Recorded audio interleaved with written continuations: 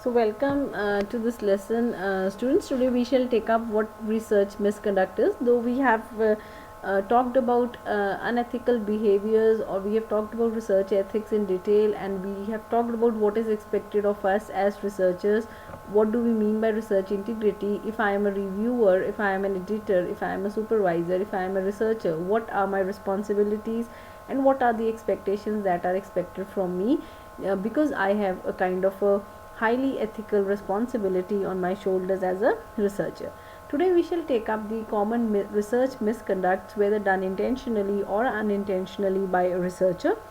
So to begin the presentation, I have a very interesting quote to share, which says that if you copy from one author, it is plagiarism, but if you copy from many, it becomes research. See the irony of the situation.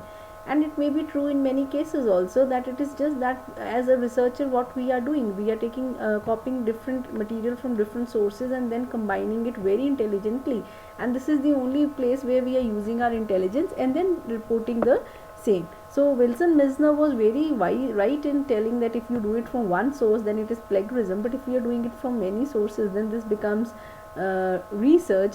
And very beautifully a number of people talk it as if that is a meta-analysis, but then meta-analysis is not simply copying things from different sources.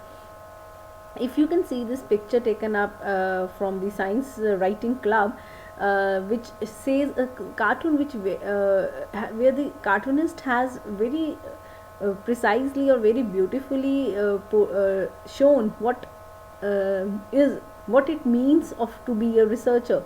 So researcher is walking on a very thin line of research ethics, where he has to take this decision of what to do and what to do, not to do a number of times, and what on which path he moves or in which direction he takes a turn is actually what depends on his research ethics as a researcher.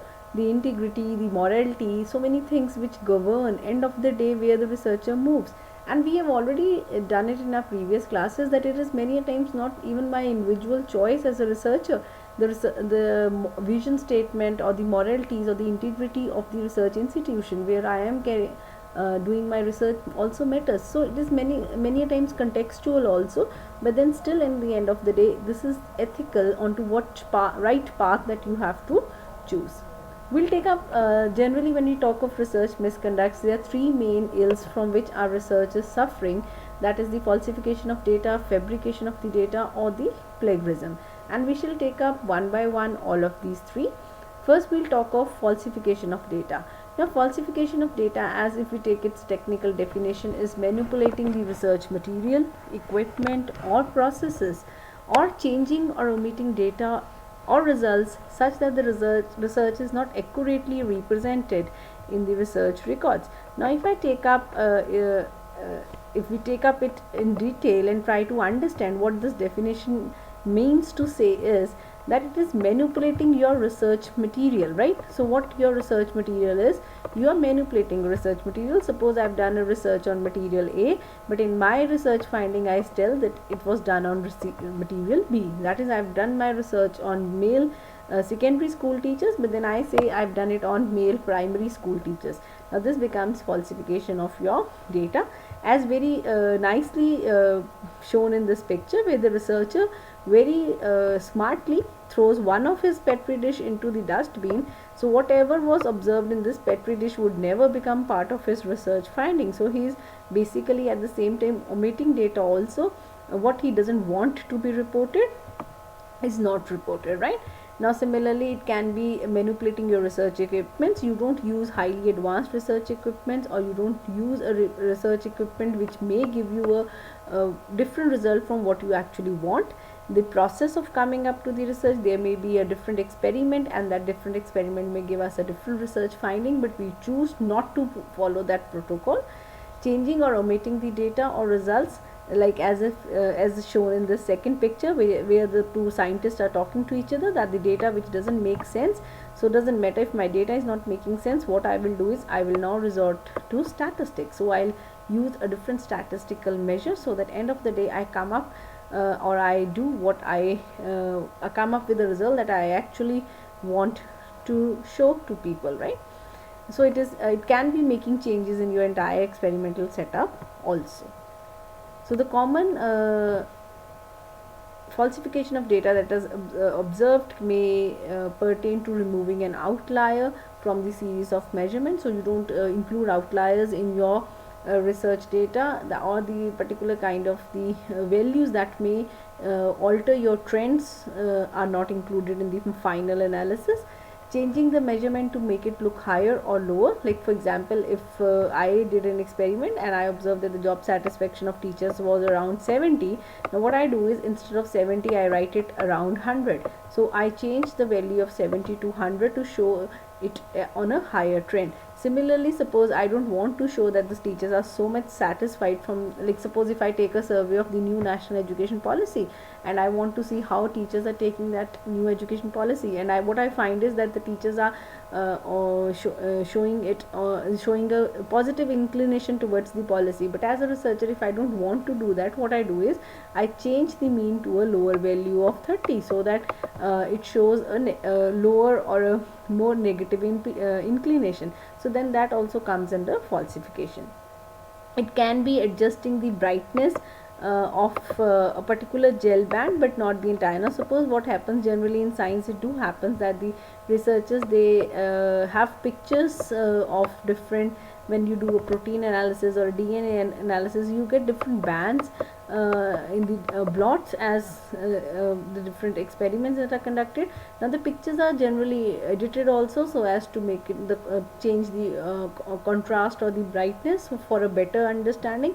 But what the researcher does here is, if it is falsification, he alters the contrast of only one gel band but not of the others. So when it is printed, it shows as if this one gel band was giving a different kind of a response to the dye that was being used. Now this is falsification, right? Adding error bars to a single measurement. So generally what happens when you take multiple measurements, you do get your standard errors of measurement, but the researcher doesn't took any multiple measurement, he just took one measurement.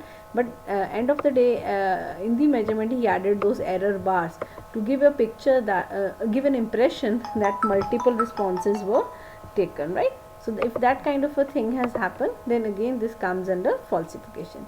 Reusing the same western blot, the same picture is reused either with a different orientation, with a mirrored orientation, with a rotated orientation, to represent that a different experiment was performed.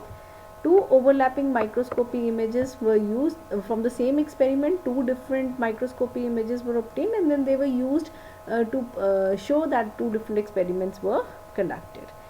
Presenting the data as if derived from cell line A while it was derived from cell line B. So that means, if we take an example from social science researches, suppose I did a research on male managers or the male principals of a school, but I in my research finding portrayed it as if I have done a research on female managers or the female school principals. So the research was done on male managers but reported as if it was done on female managers. Then again this is falsification of data. Duplicating some cells on the photo to make it look like a treatment resulted in a higher cell density, as you can see in this picture. The same picture, this is the same portion of the picture is cloned again and again to give a wide impression that a composite kind of an observations were made, whereas it is the same picture. If you have a closer look, the same thing. This is only how these things get identified also, because generally you cannot identify falsification of data. Many times it is the whistleblowers on which we rely. If I have someone who is working in my lab would actually know what my research results were, and the person can act as a whistleblower if I have manipulated some researches. Or sometimes a keener observation or the meta-analysis or looking for the variations can be one way of identifying the falsification of data. So if obviously when the picture must have been published, someone must have observed that this is the same kind of a picture which is being, same portion is being duplicated again and again, and this is an example of falsification of data, right? So this was all on falsification. Now we'll come to the fabrication of data. How do we differentiate between falsification of data and fabrication of data is another concern. When I talk of falsification of data, at least the experiment was performed. It was just that the data values or the observations were manipulated. But when it is fabrication of the data, no experiments were performed. The experiment was not even performed. The entire data was cooked up. No survey was conducted, but the data was cooked up. So fabrication means making up the data. when you make up your data or results and recording and then reporting them also. So no experiments, no surveys were conducted, nothing was done, only the data was cooked up and then the report was prepared. So it is the making of data, reporting an experiment which never happened, and report of patients that never existed, right? Suppose if I am doing a research in clinical psychology, I talk of patients, or everything is hypothetical, nothing was actually conducted, no patient ever existed, but I wrote a research paper, then it becomes fabrication data. And this is also again hard to detect, it can only be reported by whistleblowers, or in case if we undergo the statistical. That's why when we publish our, or when we submit our research data, many a times the raw scores are asked for, because then the statistical analysis can actually help you, or as a researcher it is mandatory that you keep up your research records with you. It may be, they may be asked any a time from where the research findings were actually calculated. So this is where we can say that such things can be done, otherwise they are very difficult or hard to detect. These are some examples of fabrication. One very sensational example of research misconduct involves a publication which reported that measles, mumps, and rubella vaccine, the commonly used MMR vaccine, causes autism. Dr. Andrew Wakefield first published these findings in 1998. However, some other scientists, when they were unable to repeat the findings, and an investigative journalist eventually uncovered that the entire study was fabricated. Dr. Andrew Wakefield never actually conducted a research, and till date, now why this is being talked of, because till date many people, they don't they don't give their children MMR vaccine with a fear that they may become autistic. So this is how serious the implications are when we fabricate our data. So finally the paper was retracted in 2004 after 6 years of publication, but it had done huge harm in those 6 years. Whosoever read this publication obviously thought twice before giving their children that MMR vaccine. But the entire research was fabricated, and it could only be caught because when people tried to repeat the findings, they were unable to do the same. Similarly, a group of software engineers from Academia Industria had lost 2017 paper on web-based application over concerns that the data was fabricated. The article was facilitating debugging of web applications through software reduction, through recording reduction. This appeared online in May 2017 in the Empirical Software Engineering, which is a Springer publication, right? And but then ultimately a retraction notice was published by the editor, and it was released in December, which says that the paper was withdrawn. Why? Because the data was fabricated and the research was never actually carried out. So you can find a number of examples wherein in very good journals also, some research papers which were published were retracted later on because there were complaints of fabrication of data in those researches. And now this is an example, so hence we can conclude that the fabrication of data can either pertain to faking of data or to tampering with the images. And this is in a cartoon which very beautifully again portrays that the entire people are standing here. This person has never actually contacted any of his sample, but he's sitting and preparing the data, and so this comes under fabrication, right? And the third offense that we are very commonly used is plagiarism, where the Webster dictionary defines plagiarism as the theft and use of other people's ideas or words as yours. So when I use someone else's ideas without even, like suppose this is we have taken it from a publication in the ResearchGate journal, and if I don't give a reference and if I say this is my own finding, this becomes plagiarism. Or if it can be use of source without attribution. So commonly the open education resources commonly have CCR, Creative Commons licenses, and then there are different codes under which the license is given. So you need to respect that. If we need to attribute or give credit to the source from where we have taken up that information, it can be a literary theft, right? Or presenting some ideas as own and as new also, while already that idea existed. So if you put up a new if you put up an idea and say that it's an entirely new idea, wherein there are instances where it was already reported, then it also comes under plagiarism. And if it is done unintentionally, it's many a times done unintentional also, because as a researcher, many times the researcher doesn't know that he is plagiarizing the source, then it is a different issue.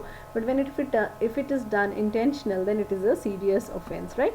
So if we take what are the different types of plagiarism, we have different types of plagiarism. It can be intentional plagiarism or unintentional plagiarism. When you are doing it by knowing that you are doing something and you're still doing it, then it is an intentional plagiarism. But many a time a new researcher, or many a times when I publish a paper, I may not know that a similar paper has already been published. I may think that this is a new kind of a report. So that may happen. It can be an unintentional reason also.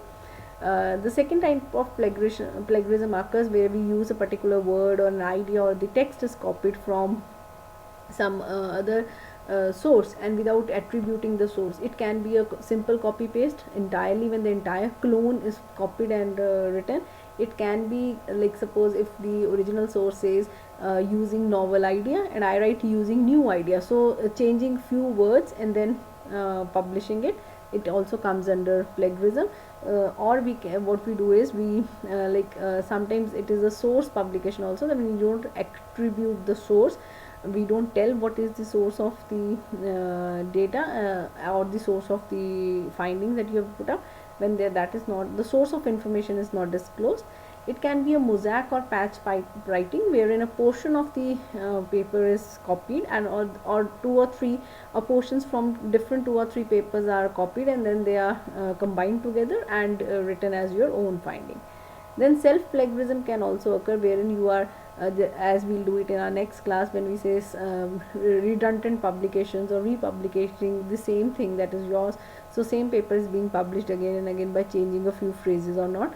Or even if when you are similarly publishing your own material again and again under different headings. Then it can be a ghost writing, wherein the main contributor is not given the due acknowledgement. Someone who has not contributed is given the due credit. Then it also comes under plagiarism, and then it becomes a ghost writing. जिसने लिखा है article उसको हमने acknowledgement नहीं दिया, जिसने कुछ भी नहीं किया उसको undue credit दे दिया गया, then it becomes ghost writing. A different very interesting kind of a plagiarism is clotional plagiarism, where I as a researcher hire a professional agent or an institution to write an article for myself, and then I publish that article on my name. Then it becomes, again, this is a plagiarism, because suppose if I have to write an essay or an article in the Tribune on national education policy, what I does is I tell my research scholar to write an article on the national education policy, and then I take that article and publish it in the newspaper by giving my name and without giving any kind of a credit to my research scholar. Now this becomes a plagiarism. This is also plagiarism, because I am using her ideas and I am using her ideas and publishing her ideas on my name, right? So this also comes under plagiarism. And what are the basic reasons behind such misconducts? It's very difficult to actually list down all the reasons. The reasons can be many, wide reasons can be there. It can be that these kind of manipulations are done with an intention when you want a particular kind of a research output to be given out. They can be financial reasons, can be one, promotions can be one. When you are under pressure of publishing so many research papers, just because your promotion is due or the deadline is approaching, it can be one reason. It is different from questionable research practices, which is again a kind of a misconduct. Why? Because these are unintentional deviations, right? For instance, during when we say questionable research practices, these are unintentional. These are not something which the researcher has done with an intention of forging or cheating someone. So generally through error or negligence, if many times some kind of a misconduct happens, it is covered under questionable research practices.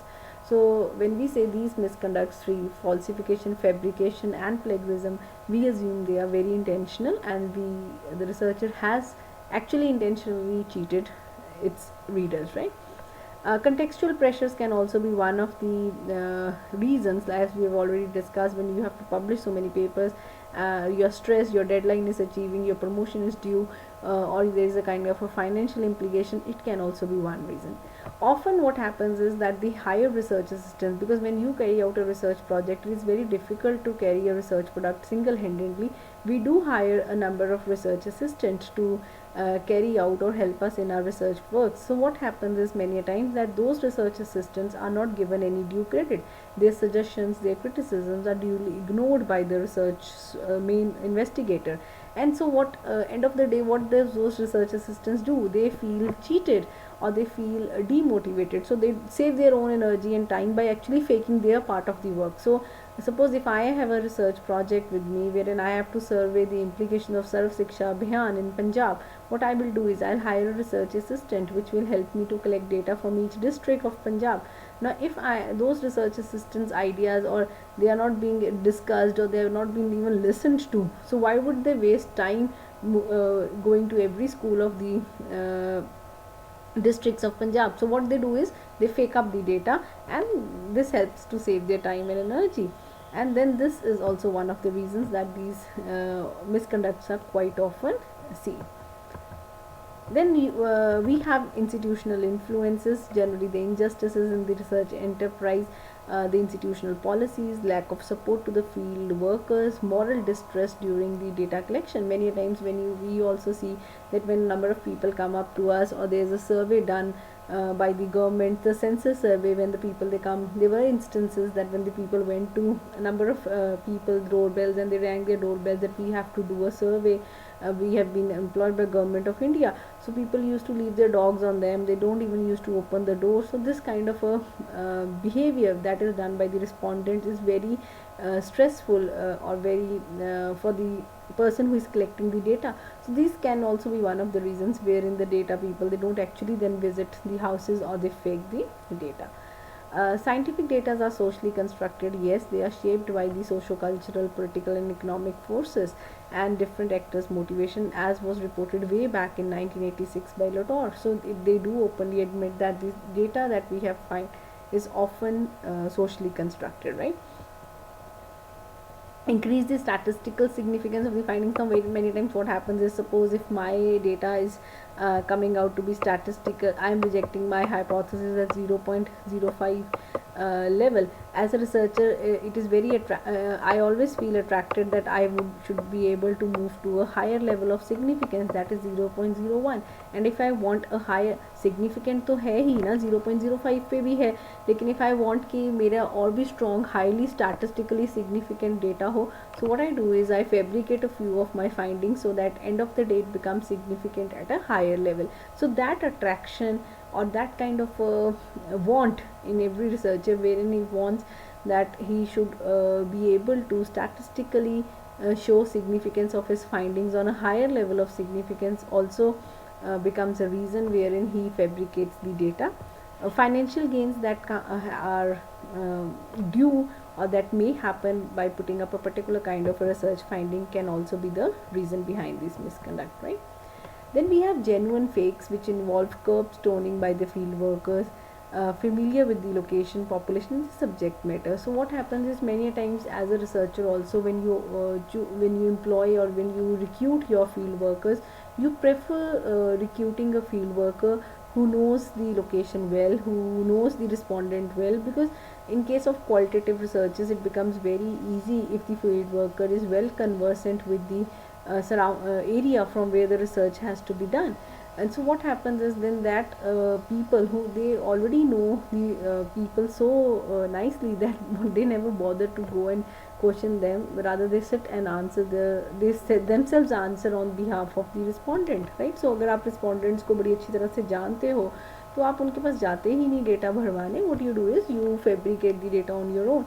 So it do happen, right? Because generally those field workers have a huge kind of an experience, they have been doing the work since long, and then they know what kind of answers these people might give, though that those are their assumptions, they may be true also, they may be false also, but still this also becomes one reason wherein this is as far as the field worker is concerned, he may actually give you a right data also end of the day, but then because the data doesn't come from the right respondent, it is a misconduct, right? So this was all on the scientific misconduct and the 3 different kinds of misconduct. I hope you have understood the topic. Thank you.